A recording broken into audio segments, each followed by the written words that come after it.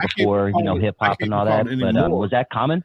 But it was very common, man. To have different people because they looked better, do something. Like Elvis. Elvis. He had somebody that taught him how to be Elvis. It's the YouTube video I just saw it recently. This brother had all he had the whole Elvis cadence, and Elvis grabbed that and just mimicked it, and then he eventually adapted it. But yeah, the song "Ain't Nothing But a Hound Dog" came from a sister, that Big Mama Thornton, I think it was, made "Ain't Nothing But a Hound Dog." But the guy who actually gave Elvis his cadence, it was a black dude, a studio musician. Somebody from the record company saw him and liked the way he did his thing, and he, Elvis had the same kind of voice. He just mimicked that. Facts. Anybody who thinks Elvis is original, he stole a lot of his character and a lot of his songs. That was popular back then, Lonzo. You know this, but even going back to the 40s and 30s and things, they would sing these songs in the juke joints, and they would be popular in, say, Memphis or Nashville or something like that. And then some white dude would get wind of that, go in there, listen to the song, maybe record it, and then take it back to his artist, let his white artist, blow the song up. I'm going to ask Trady. Trady, what you know about Johnny Otis? I see Trady. He said Johnny Otis produced the original Hound Dog. Trady, what you know? Trady, what you know about Johnny Otis? And I'm gonna ask you another question. Tyree D. My bad. Tyree D. Tyree D. What's the connection between Lonzo and Johnny Otis? Does anybody know the connection between? I think I know. Does anybody know the connection between Johnny Otis and Lonzo? I ain't never seen Johnny Otis's name in this chat room at all. I didn't think nobody in this chat room was old enough to know who Johnny Otis was. But there's a connection between Johnny Otis and Lonzo that some of y'all don't know. Somebody should know though. Mm-hmm. Thank you. I think I do. Knowing you for 6 years, I think I do. You bought his house. That's what I was about to say. I'm sitting in the house right now. The house that I own that I'm sitting in right now was Johnny Otis' studio back in the day. I bought this house back in 1986 from Johnny. Yes, Samuel Hopes. I bought this house. I'm still here. And in fact, my neighborhood, the City Council of Los Angeles, Tim McOkerson just had our whole area designated as a historical landmark. Yes. And Johnny Otis, if my memory serves me correct, got a fat check after that movie, what is it? Back to the Future came out. Yeah, Johnny Otis, he got a fat ass check. It was gone like the Beverly Hillbillies. Oh, there you go. Tyree got it too. Yes, that's what it was, folks. And I'm praying to God that God blesses me in the same way, and I can leave here. Or I didn't want to sell the house. I just want to give me enough money to go buy me something else someplace else. That's all. I'd like to keep it as a historical landmark, because it is. When you have two generations of musical geniuses come out of the same facility, it needs to stay where it needs to stay. Okay, you don't get something like, you don't get a lot of that. And anybody else lived in the Motown house is Berry Gordy, to my knowledge. Okay. Damn.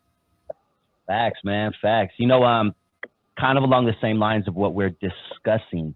I knew this existed, Lonzo, but when I heard an artist break it down today, it really tripped me out. And I want to hear your thoughts on this. But did you know that now very popular artists are using ChatGPT, which is an AI software, to write their songs?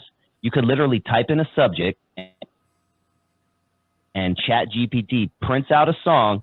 All the artist has to do is change a few words here and there, and voila, you have a possible hit song. Yeah, ChatGPT ain't no joke. I was playing with it one night, and it's amazing what that app will do, man. I can see it, man. Dude, my buddy sent me a video today. Shout out to B. Frank Bam, about Barry White saying something back in 1984, I think it was. 82. 82. Yeah. Oh, I got it. Keep talking. I'm gonna play it because I talked about it on my show. Keep talking. Technology was going to take over the music industry.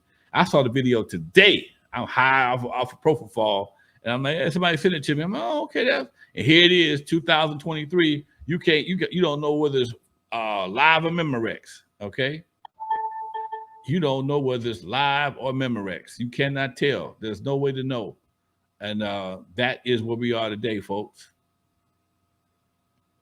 Yeah, let me play a little bit of that, Lonzo, Go because ahead. I find this fascinating as well. Keep in mind, everyone, this is Barry White, random interview from 1983, talking about technology.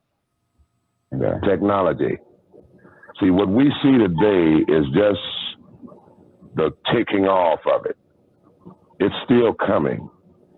Technology is going to replace human beings. Unless you know how to program a computer or how to fix one, you're going to be in trouble in that area. In our industry, the industry has changed. Studios going out of business every day in Hollywood because technology has taken it from the big studio to a little space.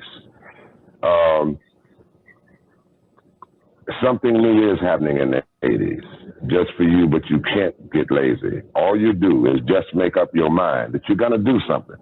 The key to life is your attitude. Make sure you're doing what you want to do. So, yeah, that was kind of the gist of it there. Ladies and gentlemen, that was 1983, and he's literally talking about what's going on right now. Dude, if it wasn't for technology, I wouldn't have been in the music business. If it was not for technology, I would not be in the music business.